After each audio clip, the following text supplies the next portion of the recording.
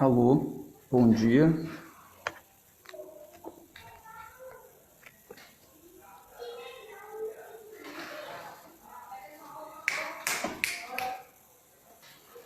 Bom dia a todos. Olá, bom dia. Bom dia. Olá. Esperar entrar mais algumas pessoas. Bom dia a todos. Sejam bem-vindos ao Insta do PPGAP. Já temos aqui a Alejandra Saladino, já aqui nos acompanhando, para a live patrimonial de hoje. Bom dia, sejam vindos ao Insta do PPGAP. Então, vou dar início. Bom dia a todos. Essa é uma live patrimonial do Programa de Pós-Graduação em Arqueologia e Patrimônio Cultural. Nós teremos como tema de hoje Políticas Brasileiras para o Patrimônio Arqueológico.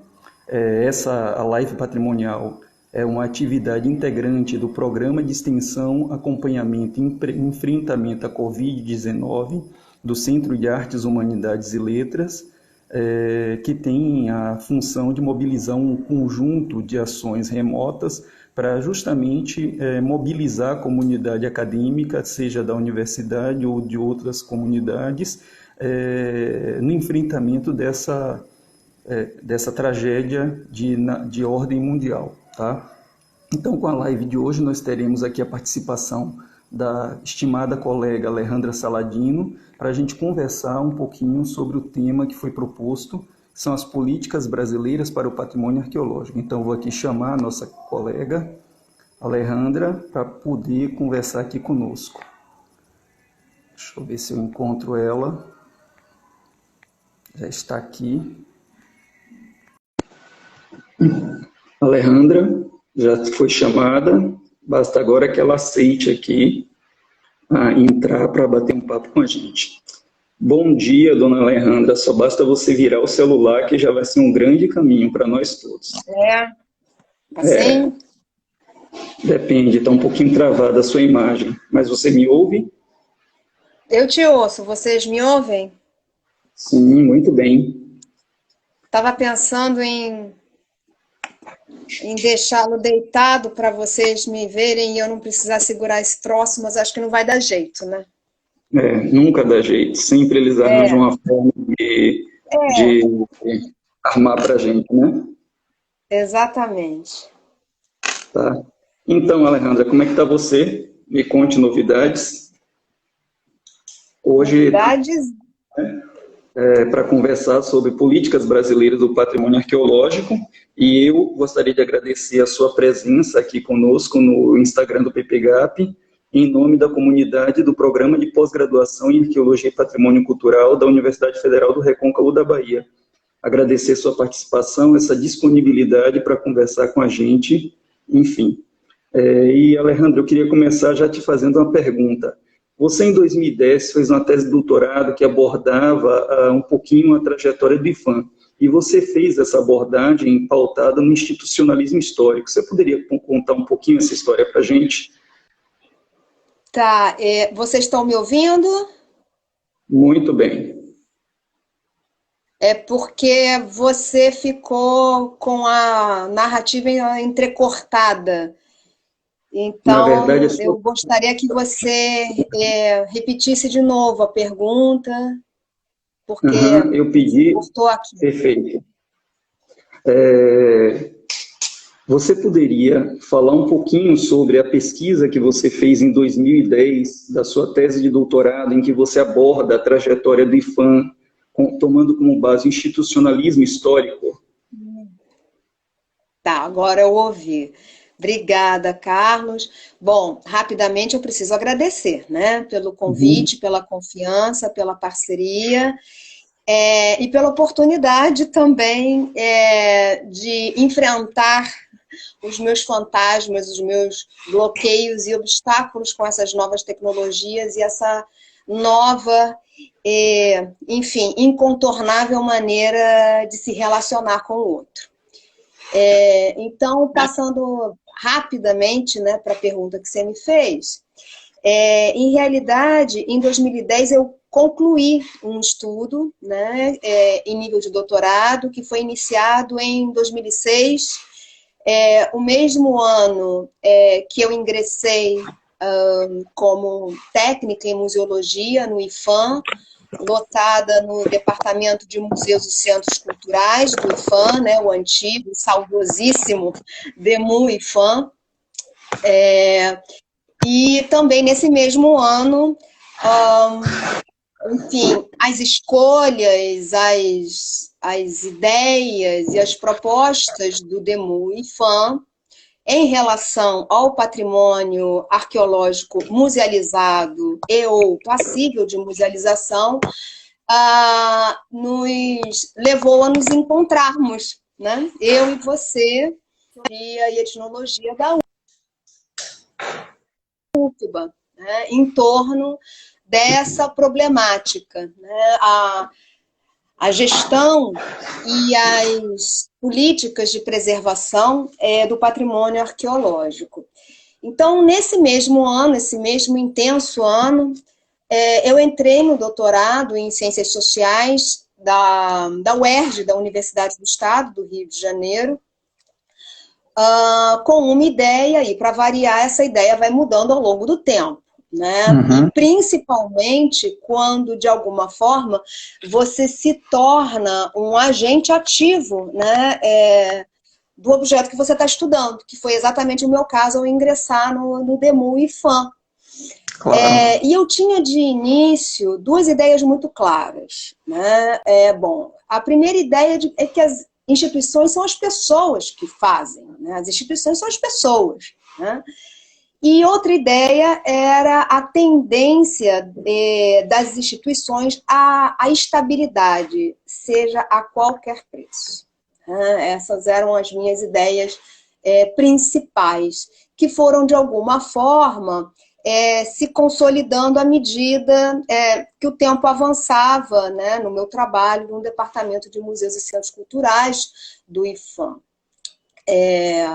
Bom, e aí eu escolhi um recorte, primeiro eu devo confessar, né, por uma certa implicância, um espírito de porco, do contra, né, Uhum.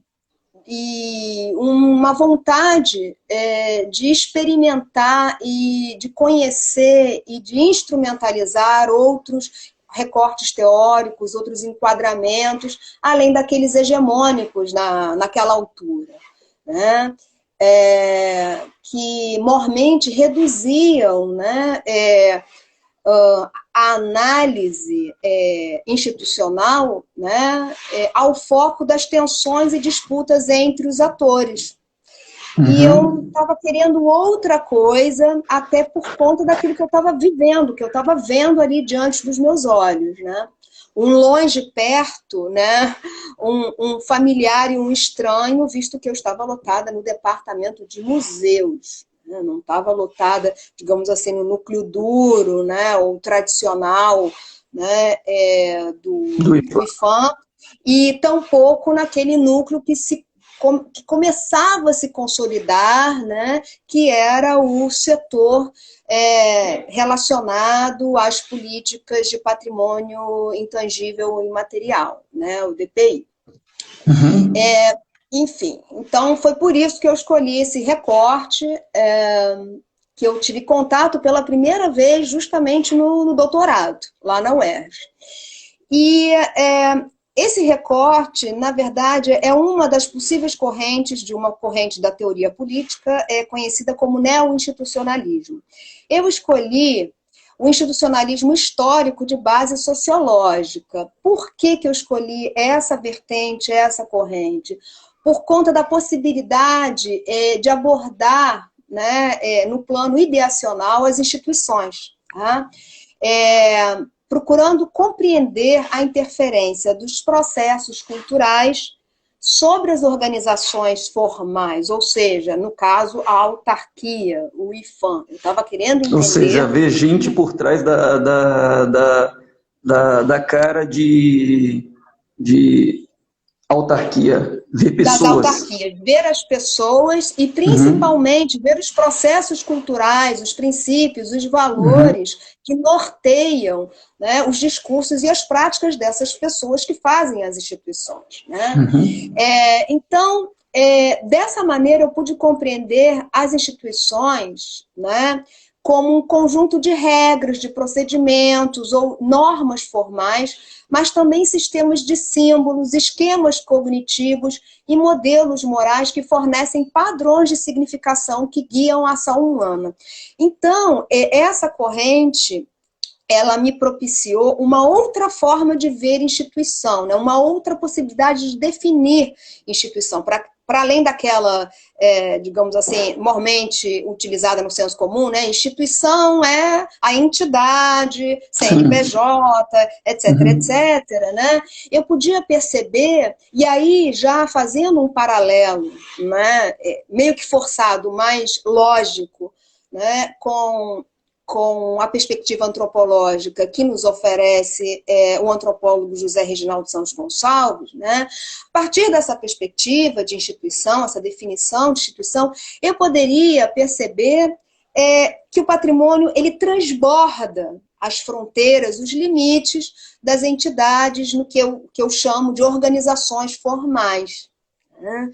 Compreendendo, então, não apenas as normas, as convenções, os padrões, os esquemas cognitivos, mas também segmentos sociais, agentes institucionais, não apenas do campo do patrimônio cultural, mas também do campo político, do campo econômico, porque a vivência nos faz perceber que no cotidiano a gente sofre pressões exógenas ao campo do patrimônio cultural. Essas pressões, e isso se vê de forma mais aguda, né, e dramática em relação aos bens arqueológicos, as pressões exógenas decorrentes, né, derivadas do campo político e econômico, fazem parte do cotidiano. Né? Então, essa foi, digamos assim, uma das primeiras razões, um dos primeiros motivos a me levar realmente a adotar essa perspectiva teórica, né? Essa possibilidade de ver de uma forma mais ampla, né, a instituição e trabalhar com o conceito de instituição de uma forma mais ampla. Né? Uma outra, digamos assim, uma outra característica do institucionalismo histórico de base sociológica que me interessava naquela altura e ainda me interessa, né, no meu olhar sobre as instituições e as nossas práticas, é o conceito de dependência da trajetória. Né? Ou seja, a influência das escolhas institucionais, das primeiras escolhas lá dos agentes que conformaram as entidades, que selecionaram princípios e valores a fundamentar as normativas, os instrumentos, as práticas, os protocolos, né? Enfim, que são fundamentados por esses valores, né? Sobre o percurso da organização formal. Ou seja, eu não estou dizendo que haja um determinismo sobre isso. O que eu escolhi lá em 1937, eu vou sofrer as consequências, os desdobramentos agora, claro, no século XXI. Não é isso.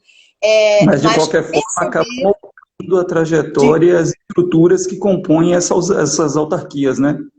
Certamente, porque esses princípios, esses valores que fundamentam, né, as práticas e os discursos, né, eles acabam sendo replicados, rotinizados e até ritualizados no cotidiano institucional, no dia a dia, nas práticas, nas escolhas. Né? Então, voltando só, deixando muito claro isso não quer dizer que essa é uma perspectiva que tende ao determinismo, por quê? Porque, por outro lado, a gente pode observar aquilo que eu comentei anteriormente, Carlos, esse olhar, digamos assim, extra entidade, extra-organização formal, contemplando, percebendo, digamos assim, a artificialidade desses contornos, desses limites formais. Alô? Bom. Sim, eu estou ouvindo. nos permite perceber aquilo que eu comentei anteriormente, nos permite perceber as pressões endógenas à organização formal e também exógenas, atuando, forçando eventualmente as organizações formais mudarem práticas, mudarem discursos, adotarem outros valores, que é o caso, por exemplo, do IPHAN no início do século XXI, com, enfim, a institucionalização do discurso do patrimônio imaterial. Tá dando para acompanhar? Eu estou tentando claro, um com roteiro, certeza. tentando identificar, né, da forma mais clara possível, o que me levou a escolher essa perspectiva teórica da ciência política.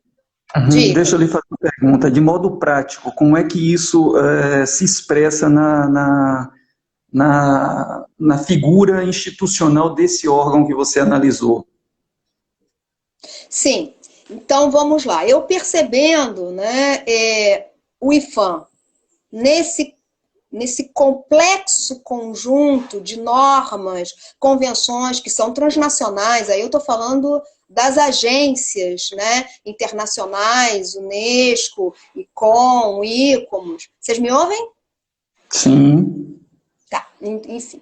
Então, percebendo a instituição dessa forma, ou seja, a instituição é um conjunto de normas, convenções, inclusive de caráter transnacional, segmentos sociais, agentes, enfim, envolvidos, né, em prol de uma meta específica, né, partilhando de forma mais ou menos equalizada princípios e valores e mais ou menos com o mesmo fim, eu consigo perceber que o IPHAN é só mais um elemento na complexidade da instituição do patrimônio cultural. Aí eu comecei a utilizar esse conceito, instituição do patrimônio cultural, para representar essa complexidade, que inclusive transcende o campo do patrimônio cultural, inclusive se configura, se constitui, se conforma no campo jurídico-legal, no campo social, no campo econômico também. Então, eu comecei a perceber o que vinha do campo político, do campo jurídico-legal, das demandas sociais, né, o que vinha, né, na forma de pressão, de demanda, de exigência, né, que, de alguma maneira, reforçava, sim, ou problematizava princípios e valores que fundamentam práticas e discursos do IPHAN em relação ao patrimônio arqueológico e, porventura, resultariam em alguma mudança no discurso, em alguma normatização específica, especial para determinada coisa, determinado fim. E não sei se eu deixei claro, se eu respondi.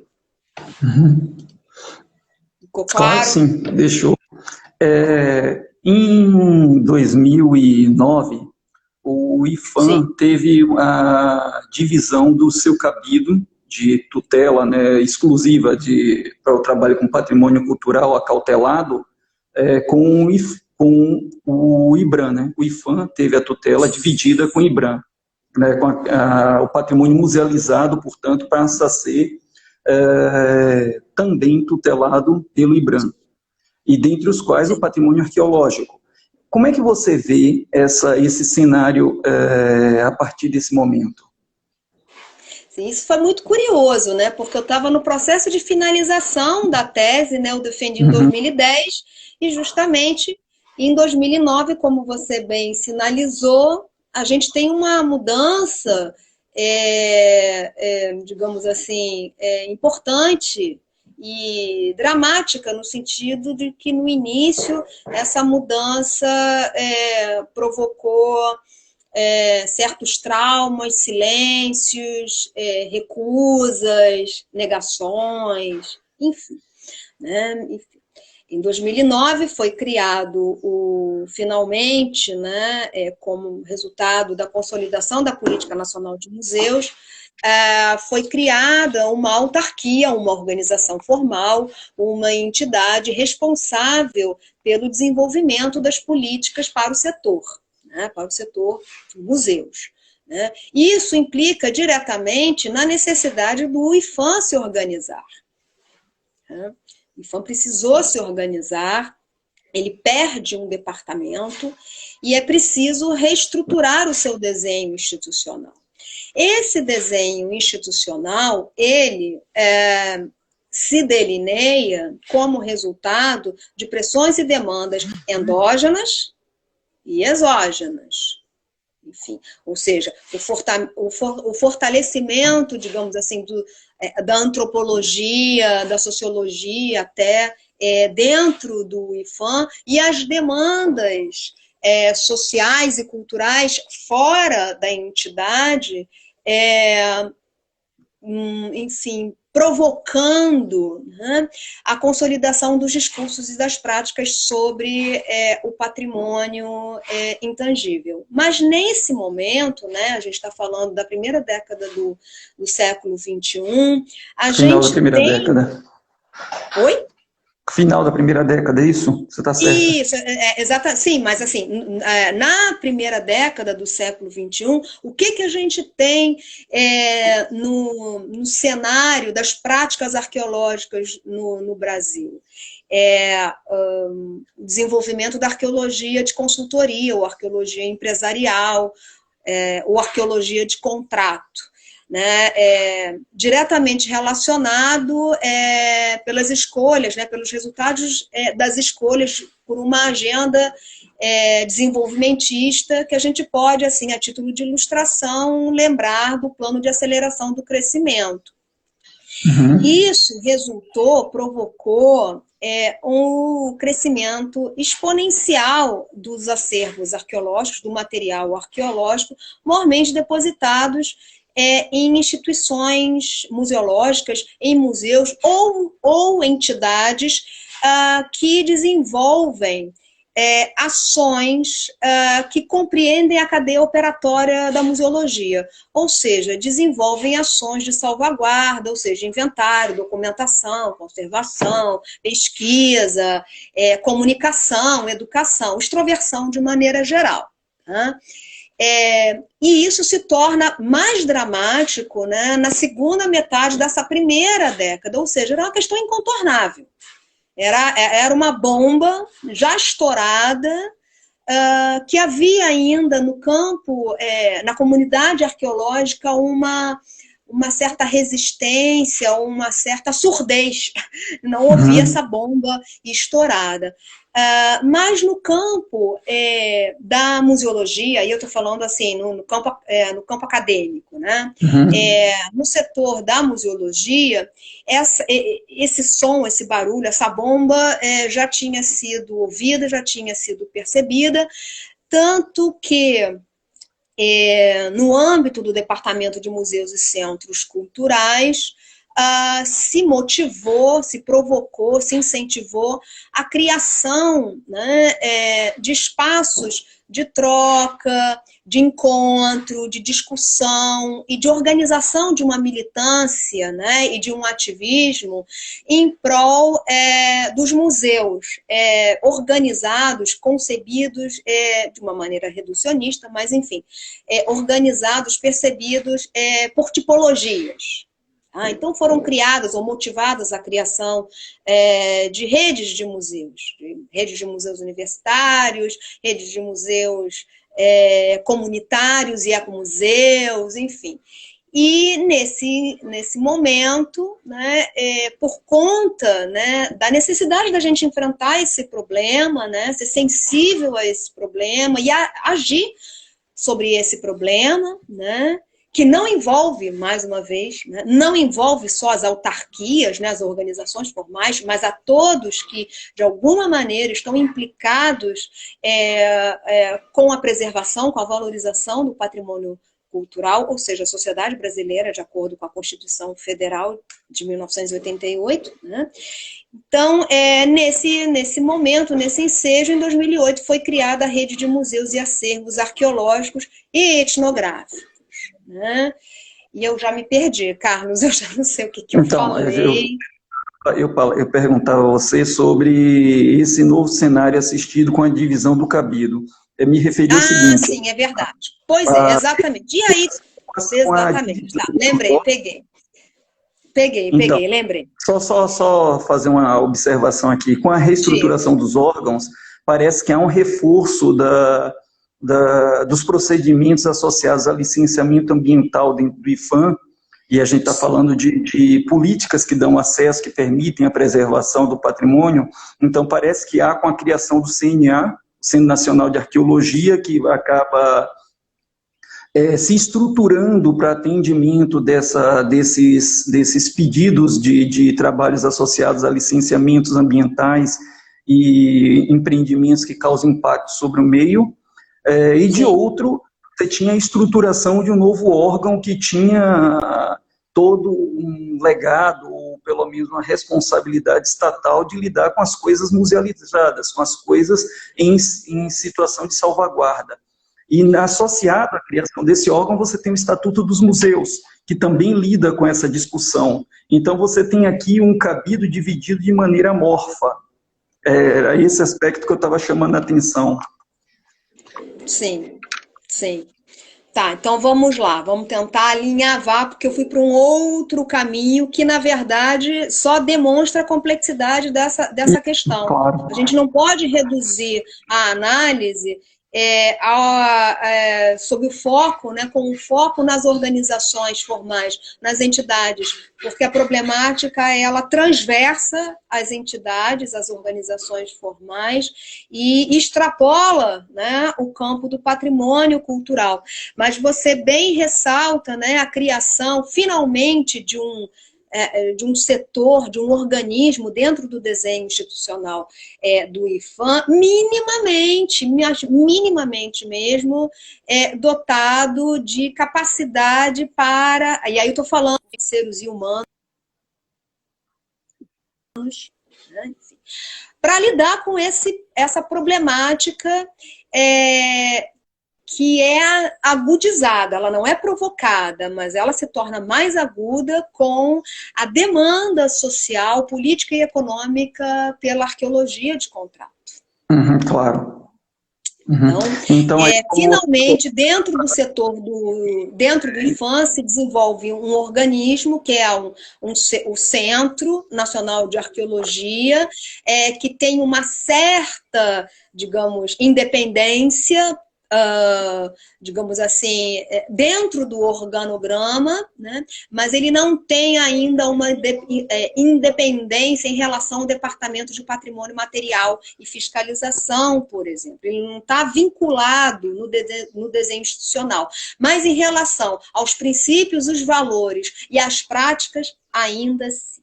E foi exatamente isso que eu sinalizei na minha tese, que teve que contemplar, né, teve que chegar até 2009 para tentar, no calor da hora, né, no momento desses acontecimentos, tentar compreender minimamente, interpretar isso que estava acontecendo. Ou seja, a manutenção de um lugar subordinado, secundário, do patrimônio arqueológico no âmbito das políticas de preservação do patrimônio cultural dentro da organização formal IPHAN. Tá? E aí, fazendo o link com o que você falava... Diga. Fazendo o link com o que você falava, paralelamente a isso tem a formação de coletivos que justamente visavam militar na demonstração dessa situação de fragilidade dentro do patrimônio arqueológico, dentro do organograma do Estado. Sim, exatamente. E, enfim, já em 2010, esse coletivo, né, a REMAI, procurou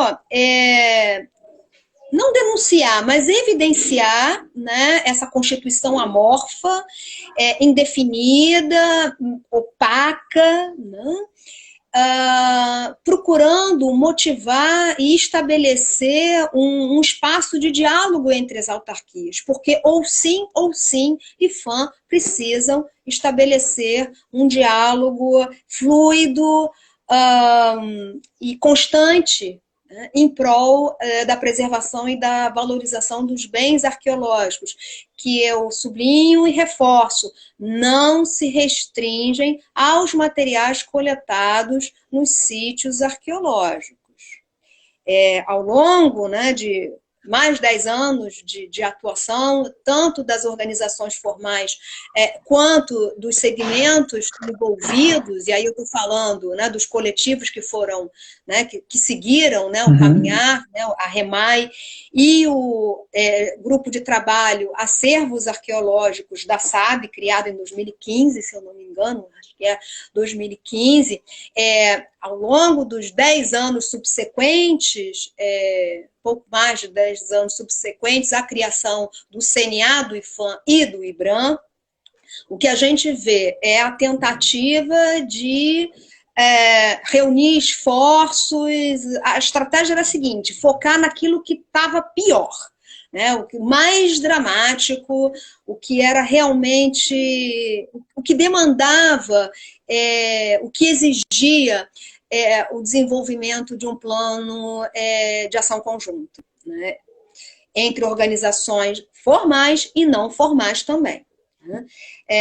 E eu estou me referindo concretamente aos materiais arqueológicos. A situação precária e instável das instituições que fornecem endosso aos projetos de pesquisa arqueológica no Brasil.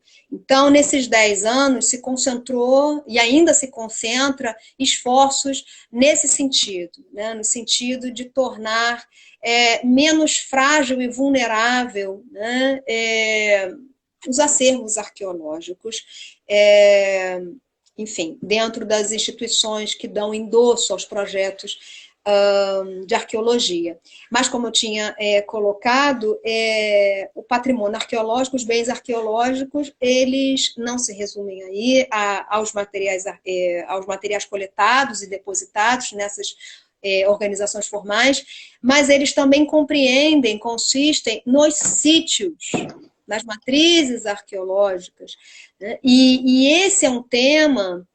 Essa é uma questão que a gente ainda precisa iniciar. A gente ainda não conseguiu estabelecer nem sequer um plano estratégico inicial. Como é que a gente vai fazer? O que é preciso fazer para tirar das sombras essa questão? Porque, no meu entendimento, os sítios musealizados e passíveis de musealização, eles estão meio que num limbo. Claro que não se duvida sobre a tutela do IPHAN, sobre essas referências patrimoniais, da alçada do IPHAN. Mas na medida que são sítios musealizados e ou passíveis de musealização, o IBRAM precisa também estar presente, né, e atuar sobre esses bens. E isso a gente realmente não andou. Algo ainda a construir. Me permita um pequeno adendo. Eu tenho insistido na discussão que às vezes a gente fala do patrimônio arqueológico como se ele fosse algo distante da própria discussão de patrimônio cultural do ponto de vista do Estado brasileiro, e não do patrimônio cultural no meio das relações socioculturais. Do ponto de vista do Estado brasileiro, o patrimônio arqueológico ele integra a grande categoria do patrimônio cultural. E a gente, às vezes, trata ele como se fosse destacado disso.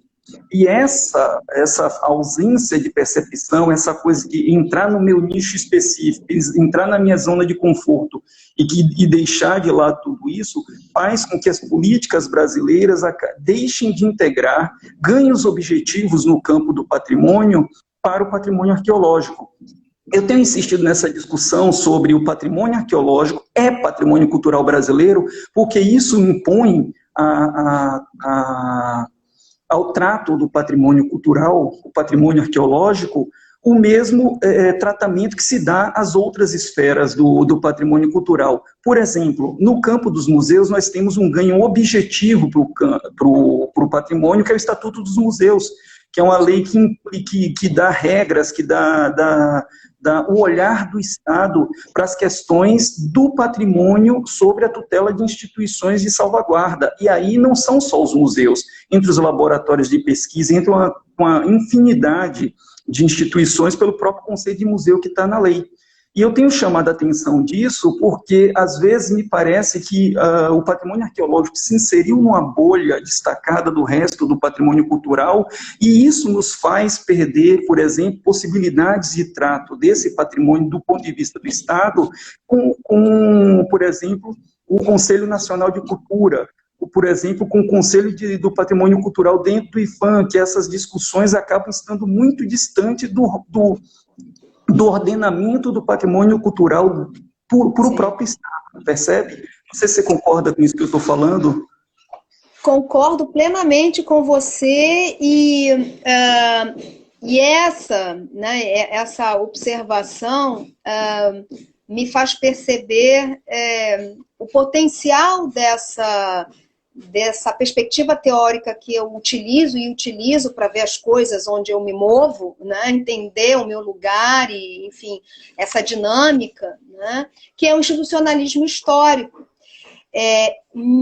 Eu compreendo essa recusa, essa teimosia, essa cegueira, né, certa cegueira em relação ao patrimônio arqueológico como um desdobramento, um resíduo das primeiras escolhas institucionais da autarquia. Uhum, claro, isso se soma, né, e se agudiza, isso, enfim, se complexifica quando, ao longo do tempo, se cria uma ideia, né, de que a arqueologia, que a prática da arqueologia é um empecilho ao progresso, né, e que, por conseguinte, o material, o objeto de estudo, né, desse conhecimento, né, dessa área do conhecimento, é um problema, é menor, enfim. Mas eu também gostaria de ressaltar a observação que a Cristina Bruno já nos fazia, já sinalizava, né? A estratigrafia do abandono, né? No termo que ela cunhou, estratigrafia do abandono. A gente não pode também, como eu posso dizer, diminuir o impacto, né? Da subordinação, do lugar secundário ou da invisibilização, melhor dizendo, né, do patrimônio arqueológico, ou seja, das culturas, né, enfim, relacionadas a um passado remoto, né, em relação aos processos de construção das representações identitárias. Então, assim, somado a isso, né, as referências patrimoniais arqueológicas, elas não fazem parte, né, de forma potente, né, do nosso imaginário, né, da invenção da nação brasileira. A gente não, né, tem aí uma interrupção, um corte muito profundo, e por isso que é tão interessante, tão potente pensar em história indígena, para tentar serzir, né, a continuidade do tempo, né? Então, assim, por um lado a gente tem isso, né, a ausência ou a subordinação, e eventualmente, como eu posso dizer, sem ser indelicada, mas um preconceito mesmo em relação a essas referências patrimoniais que são estudadas pela arqueologia, que estão relacionadas a um passado remoto, né? Por um lado a gente tem isso, por outro lado a gente teve aí a consolidação de uma ideia de que a arqueologia atrapalha o progresso, né? E aí a gente tem um problemão. Como solucionar isso, né? Como desenvolver de forma conjunta, um plano de ação para consolidar políticas. É complicado, né? Porque a gente está também operando no plano da problematização dos valores, né? Dos claro. princípios, né? Dos quadros, né? Das representações sobre a sociedade brasileira, né? Que a gente construiu. Perfeito. Gostaria de insistir num ponto que você já tocou lá atrás, mas eu acho que é importante para a gente mostrar que as coisas não estão paradas, né? Que esse cenário que você traçou aqui tão bem, mostrando como certas escolhas institucionais, individuais, têm alcance sobre a maneira que o patrimônio é tratado do ponto de vista do Estado. Mas nós temos uma movimentação paralela, né, que é da rede de museus e acervos arqueológicos, que hoje está bastante fortalecida, e do GT Acervos Arqueológicos da SAB, que tem feito uma força paralela no sentido de refletir, de chamar atenção para essas questões que envolvem o trato estatal do patrimônio arqueológico e, sobretudo, o trato social para o patrimônio arqueológico como um bem ou bens que dizem respeito aos interesses da sociedade, né? Sim, sim. Bom, e aí, mais uma vez, eu estou parecendo aqui garota propaganda do Institucionalismo Histórico de base sociológica, porque ao perceber a instituição como organizações formais, organizações não formais, segmentos sociais, oriundos dos campos mais variados, enfim, o campo acadêmico, político, enfim, econômico, social, a gente passa a perceber, né, que é uma questão que implica a todos, não só as organizações formais, não só as autarquias. E isso nos estimula a desenvolver um espírito ativista e colaborativo também. Né? É algo que a gente tem tentado, né, de alguma forma, problematizar e transmutar. Né? Eu sempre falo nas minhas aulas com os meus estudantes, meus colegas, é fácil bater no IFAM, é fácil bater no IBRAM. Não fez isso, não fez aquilo outro, tem que fazer. Assim, difícil é ser, né? Frente às pressões exógenas, né? Assim, vai ter que aprovar tal projeto. É o que a gente sabe que acontece mesmo, né? Difícil é ser IFAM e IBRAM. Então, nesse sentido, pensando a instituição, né, como com essa dimensão mais ampla e mais complexa, né, a gente pode se comprometer, né, a participar ativamente para a mudança do estado da arte. Eu percebo, sob uma outra perspectiva, a REMAI e o GT SAB, Acervos Arqueológicos da SAB. Eu percebo a criação do GT Acervos Arqueológicos da SAB como um dos resultados positivos da articulação, da militância e do ativismo dos agentes que se reúnem, que tem na REMAI um espaço de troca, de conhecimento, de encontro, de articulação. E a partir de então, eu percebo que a rede, né, que a REMAI e o GT procuram caminhar de forma lado a lado, não estão paralelos. Eu, enfim, que participo, talvez, enfim, aí eu estou me colocando mesmo.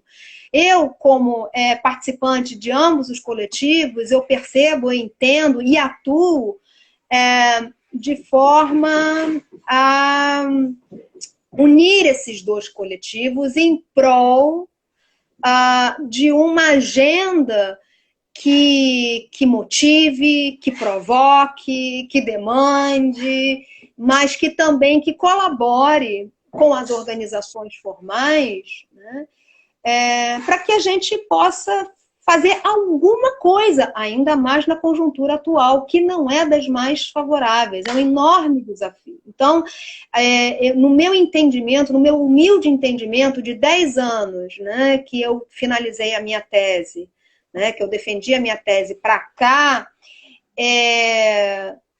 a gente tem tentado evidenciar um padrão institucional acusatório, né, e tentar instituir, né, um outro padrão de comportamento institucional menos acusatório, né, e mais colaborativo. E a gente está, claro, que nos primeiros passos, né, rumo a isso.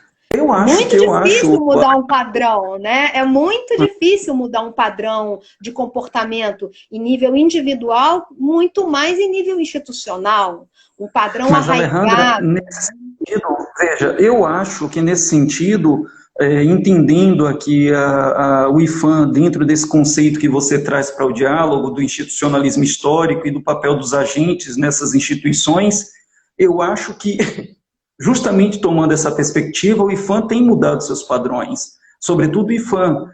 Você vê, de modo geral, hoje em dia, uma aproximação desses agentes, a propositura do diálogo, a possibilidade de saber quem são as pessoas e dialogar de fato com elas. Isso tem acontecido. A gente pode questionar algumas ações, mas não pode dizer que isso não tem acontecido, não é? Perfeitamente, eu coincido integralmente com a sua observação. Como eu tinha colocado, Carlos, é muito difícil mudar um padrão de comportamento. É dificilíssimo. Né? Exatamente. O padrão de comportamento geral, estou falando em plano individual, mas também no institucional. É muito difícil, né? Porque ele está arraigado em valores, em princípios, e eles são rotinizados. A gente naturaliza, essencializa as nossas práticas. A gente tem que preservar o patrimônio. Mas por que preservar o patrimônio? Para quê? Para guardar num depósito, sem documentação, sem acesso a ele? Enfim, né? Mas a gente tem que preservar. A gente acaba essencializando as nossas práticas e o nosso discurso. Né? Mas se isso nesses fosse... 10 anos, pouco mais de 10 anos de criação... Perdão. Como se isso fosse um apelo... Diga. Como se isso fosse um apelo que chegasse de maneira natural para a sociedade, como se a sociedade estivesse clamando por isso. E, às vezes, questionar isso e criar padrões que sejam, de fato, de interesse da sociedade, de interesse de todos, talvez auxilie, inclusive, no processo de gestão desse patrimônio. Exatamente. Exatamente. A gente precisa estranhar, a gente precisa identificar, isso no meu entendimento, a gente precisa entender qual é o nosso lugar, as nossas competências, as nossas atribuições e estranhar, né, as nossas atribuições também, desrotinizar as nossas práticas e o nosso discurso. E isso não significa jogar tudo para fora, né, jogar tudo fora. Ao contrário, se apoiar e recuperar, digamos assim, o que a gente tem de base, que são as leis, as normas, e como a gente pode desenvolver de forma o mais alinhada possível com a Constituição Federal de 1988, políticas efetivas de preservação do patrimônio cultural. Obviamente precisam envolver de forma ativa a sociedade.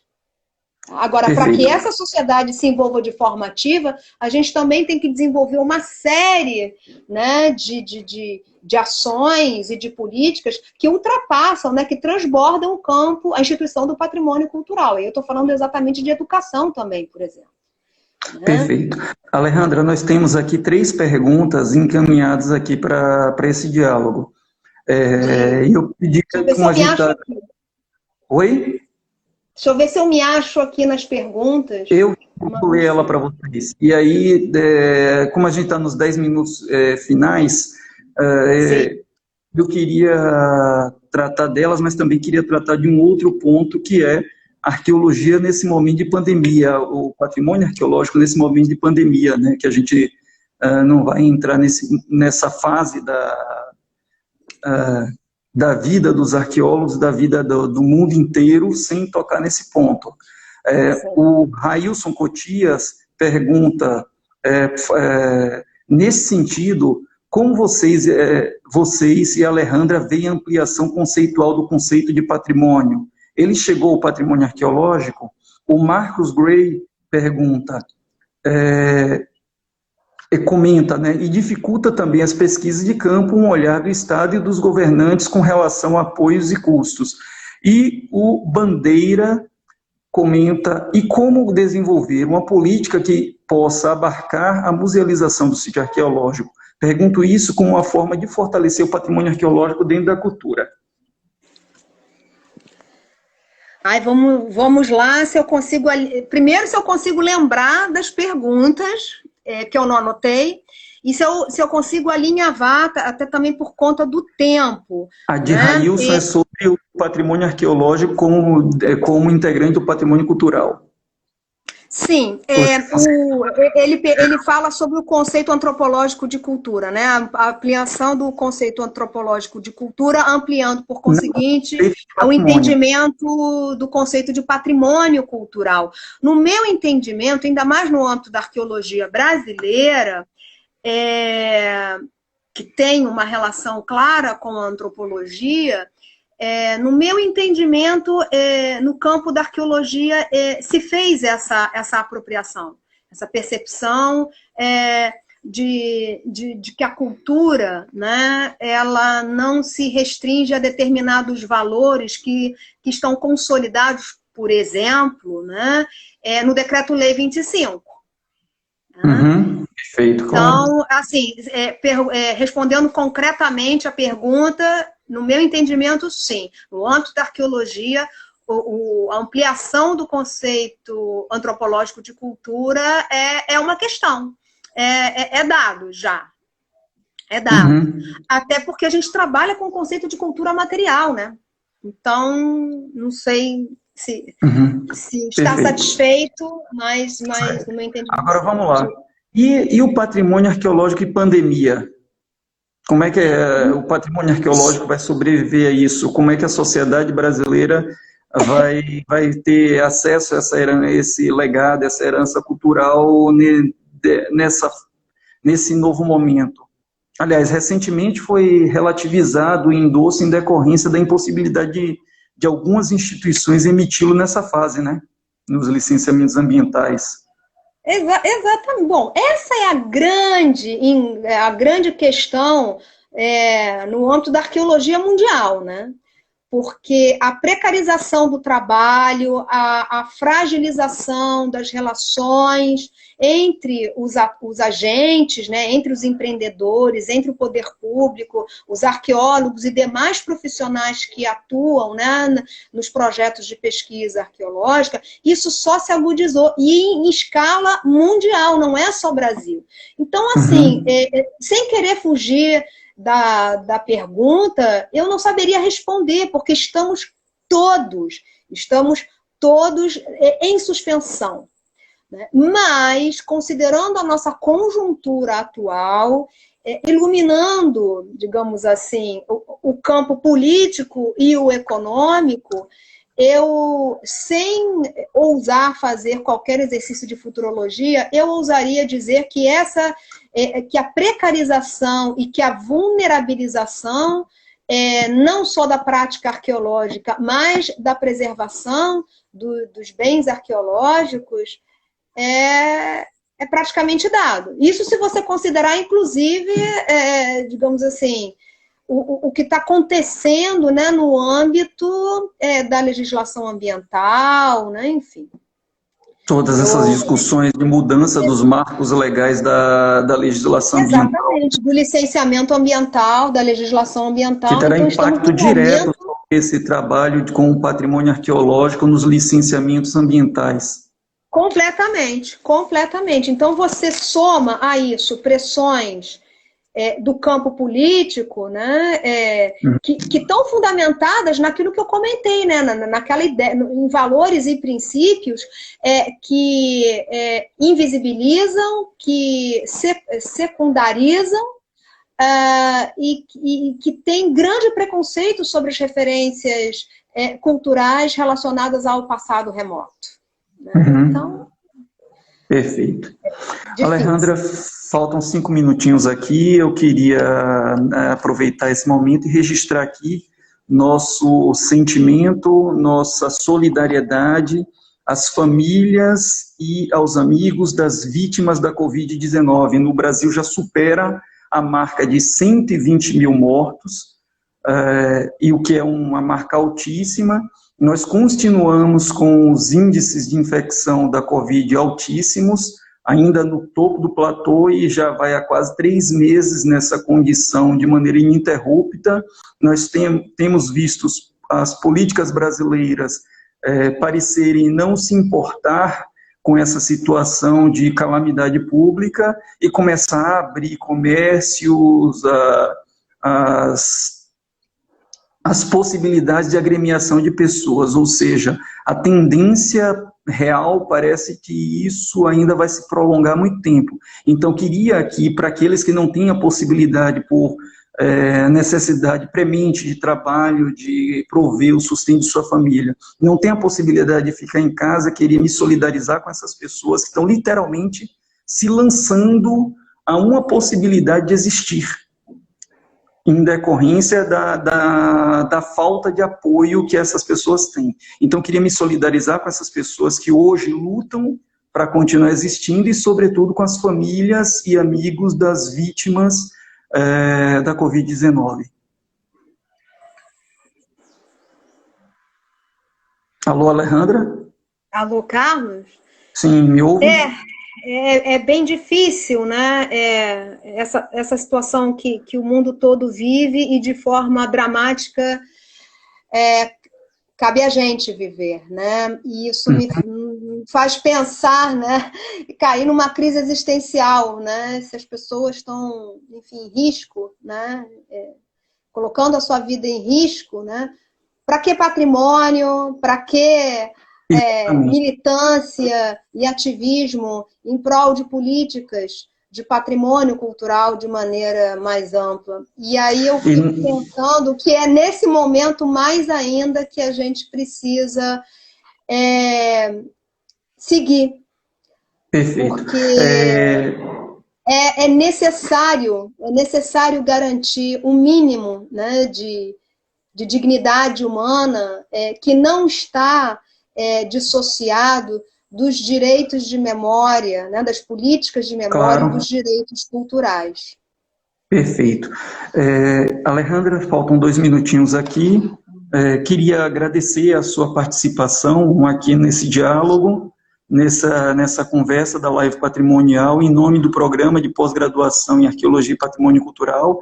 Dizer que foi um imenso momento de aprendizado, de troca de ideias, e deixo a palavra final contigo. Carlos, colegas, ouvintes, agora que eu estou vendo, né, que meu vídeo ficou travado, eu não faço a mínima ideia por quê, mas enfim. Agradeço imensamente pelo gentil convite do Carlos, o programa de pós-graduação da UFRB, e me coloco à disposição para eventualmente responder as outras perguntas que eu estou vendo aqui, estou rolando aqui o computador, tinha outras, e eu desejo que todos sigam procurando se cuidar e respirando também. A gente segue em frente. Muito obrigada. Eu é que agradeço. Agradeço a todos que estiveram aqui acompanhando essa atividade e fiquem atentos que toda terça-feira, às 10 horas da manhã, nós temos live patrimonial no Insta do PPGAP. Essas lives também estarão disponíveis no YouTube do PPGAP, que é PPGAP UFRB. Acompanhe nosso trabalho, entre lá no YouTube, se inscreva, dê aquele like maroto e acompanhe nosso trabalho. Obrigado pela participação e nos vemos terça-feira, às 10 horas da manhã, no Insta do